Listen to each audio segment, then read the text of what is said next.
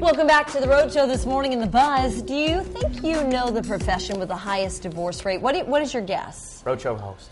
Right? No. He's married. I'm married. Guest host. Tech center girl.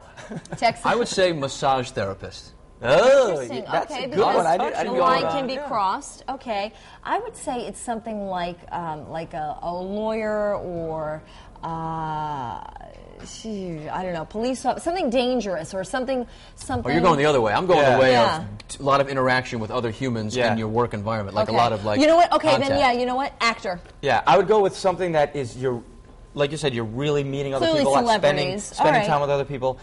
Your job brings a lot of temptations, maybe, or people that dedicate their life to their job and they don't have time. Just for their workaholics family. in general. Like doctors or something like that. Yeah, that it's true. work There's a with, lot of time that's spent in residencies and that sort of thing. Yeah, that's well, right. Radford University has released a study that rates the 15 jobs that are most likely to get you divorced. Coming out at number 1, believe this, dancers and choreographers. Another job where you're doing a lot of grabbing and hoisting. Yeah, remember Britney ended up with her, Right. Didn't Britney Spears end up with her choreographer?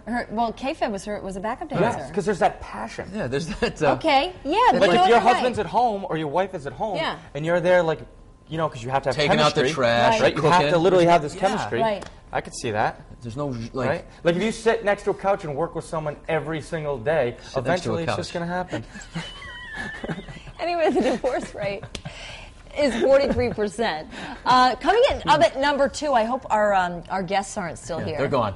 Bartenders. Yes, very Well, flirtatious. same reason. You have to same flirt to thing. make money. And you know what? And you do. You're right. It's a very, engaging, but you have to have that kind of line where it's this is work and this is home. But in any case. That too, you're dealing with drunk people all the time. Well, yeah. And you're people without inhibitions. learning to make money. Which makes it easier to hook up with them. Right, true. Obviously. Hey, number 3 is actually yours. What? Massage therapists. Interesting. Isn't that interesting? I mean, you're right. I guess a lot of interaction on a personal level. I Did guess. you cheat and look at the study, or did you honestly just guess? No, I just thought about you're in a scene where you're in a dark room with like candles and Right, hot music. stones and music, and you've got nothing on but a towel. Or I'm surprised none of the top 3 though are a job where it's just so time-consuming you don't have time for your spouse. Here's one other thing. The other top ones that kind of round out this study are telephone operators, because this is my guess that you are talking to people on a regular basis and instantly need to connect with them. More and you interesting do. than the person you talk to on an everyday basis at your house. Maybe. And nurses or health aides.